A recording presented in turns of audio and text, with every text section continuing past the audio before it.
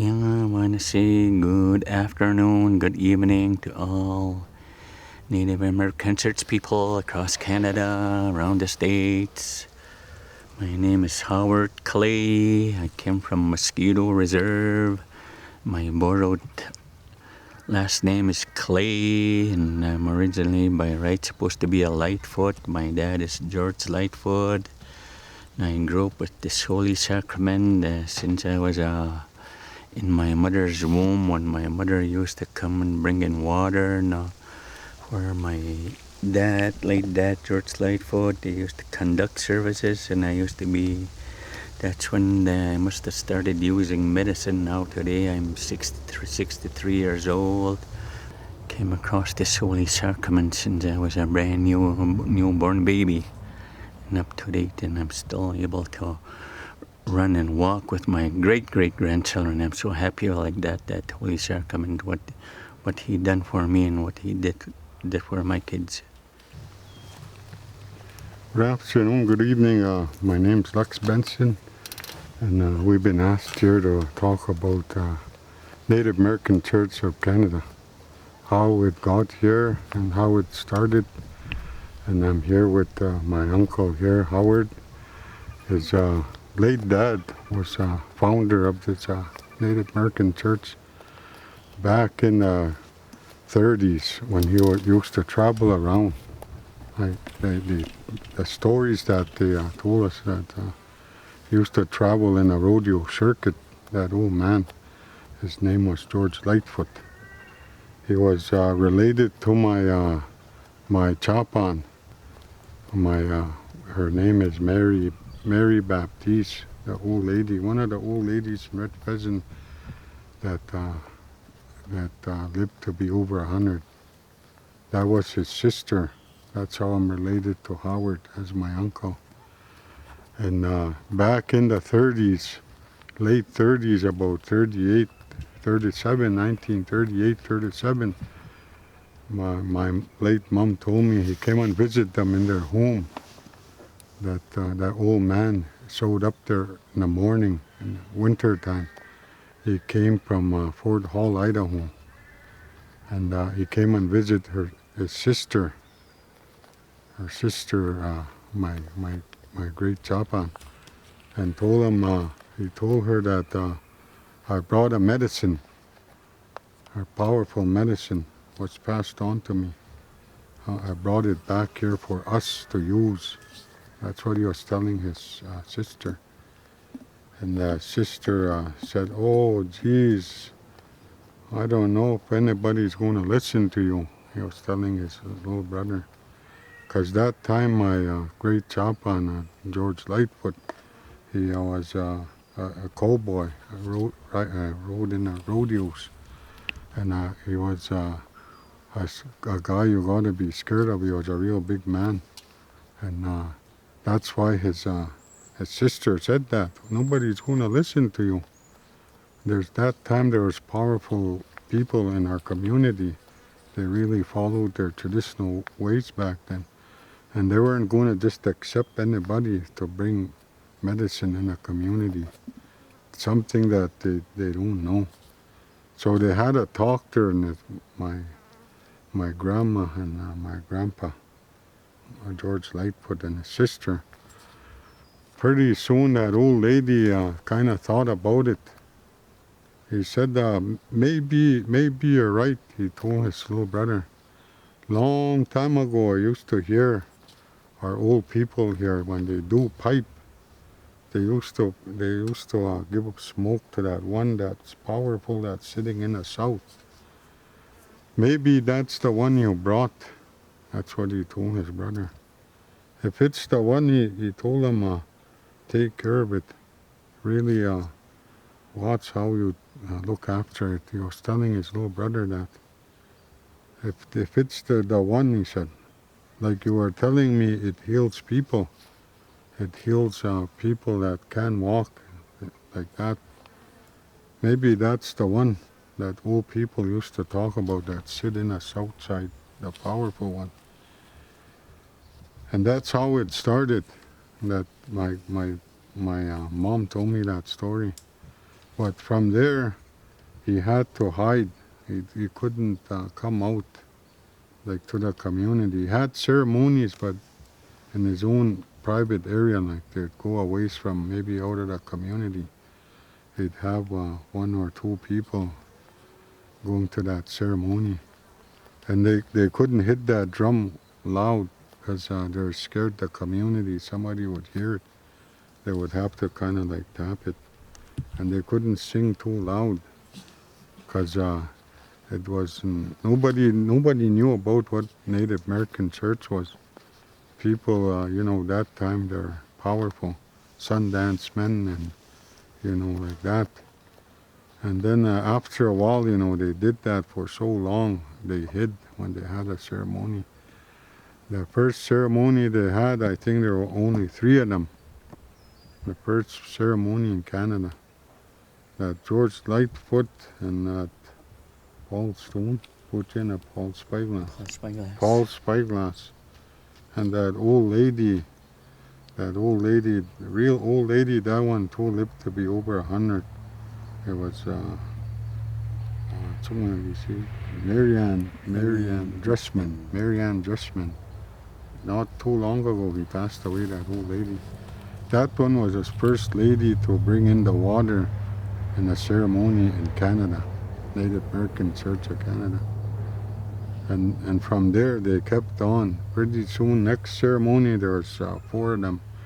Next ceremony, they invited their nephews, their nieces. Pretty soon they had like 5, 6, 7, 8. Pretty soon they had crowds.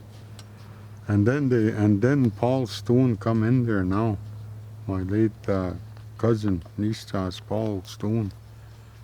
Late Paul Stone. He kind of took over for that old man, they say that time. That old man taught him a couple years how to run meetings, how to take care of that drum, the fire on this side. All of that he taught Paul Stone. And then he told Paul, I'm going to go back for a while to the States. You take care of things here while I'm gone. So Paul, I guess, carried on from there so many years. And it was really difficult, I guess, that time. The community used to get really upset, like when they hear there's a ceremony, because they couldn't understand it. They didn't know what it was. And then sometimes they would send the RCMP there, and they're trying to arrest that Paul Stone.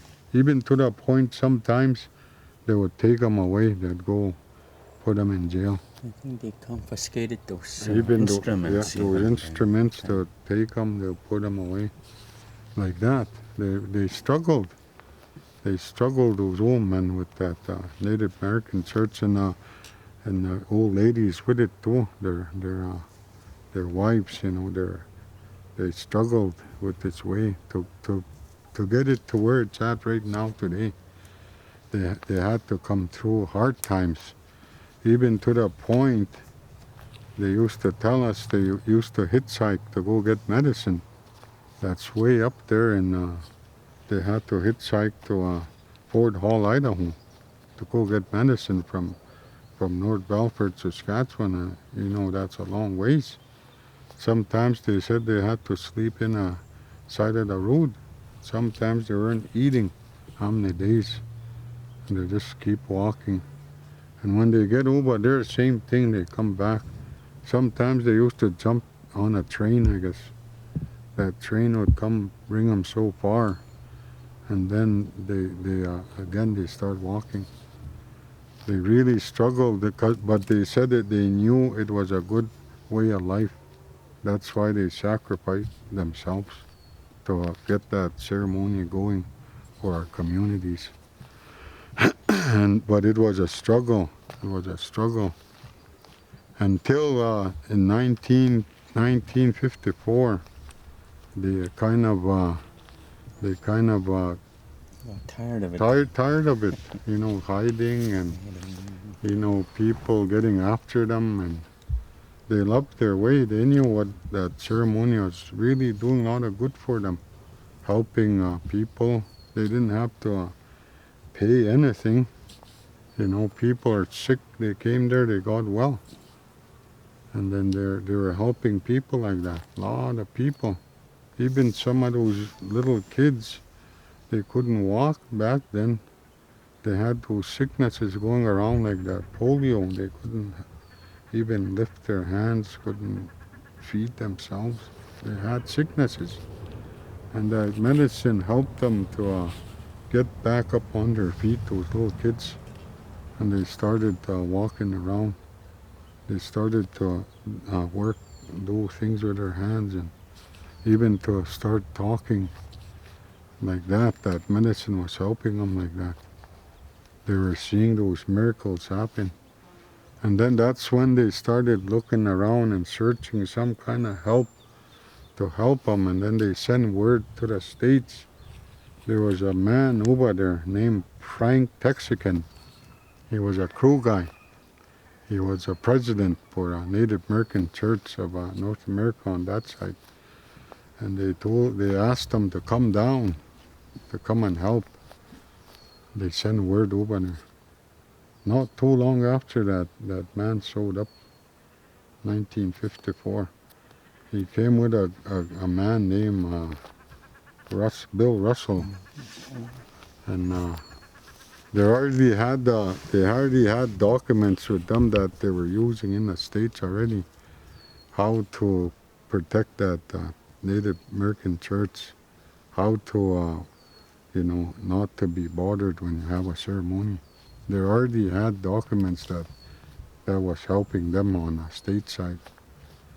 So they came and told our people that time. There was already quite a bit of members back by that time in '54.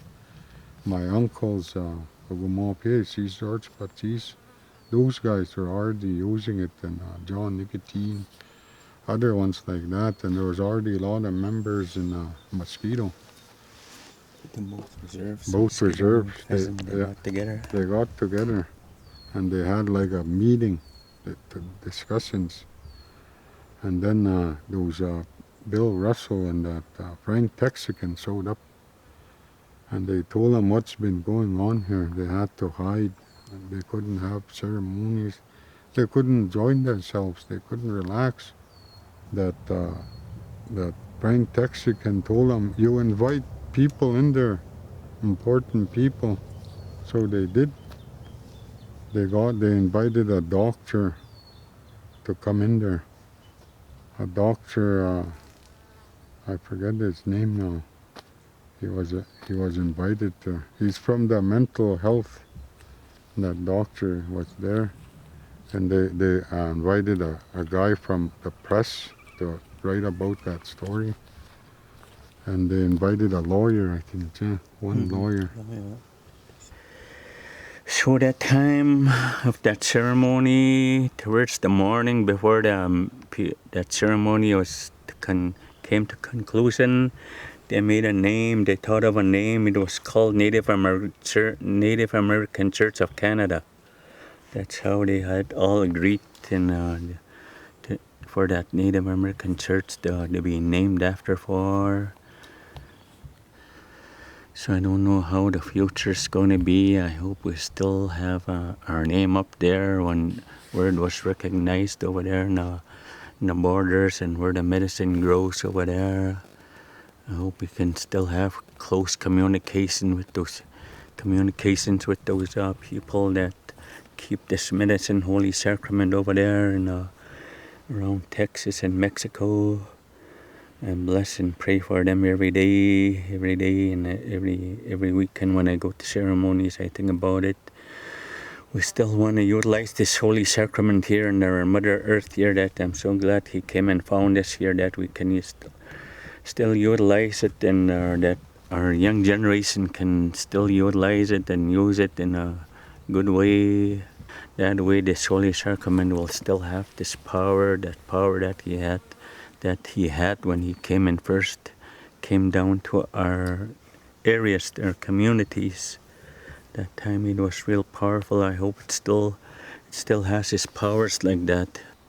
A lot of us, we were brought up and raised through this way of life, and it was a good way of life. We're still we're still enjoying it with our kids now. We have grandkids now too. Like, and today there's members right across Canada, right down to BC, over there, Quebec, Ontario, all the way down, all the way in the north over here. It's medicine made its 4 directions.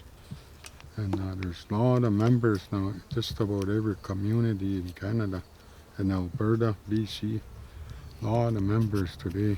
Through that one old man that brought that medicine to Canada, there's a lot of members all over. And if you see members, beauty members, they're gonna treat you with respect, because that's where they get it from that Native American church. And they'll treat you good. They'll even offer you to sleep, to eat, to stay a night in their home, like that. That's the way that medicine shows these people all over. It's a Native American church country in our communities. But with that, I wanna say that much at this time. Thank you for this opportunity to talk here and to talk about a little bit of our Holy Sacrament medicine. Aho, hi, hi.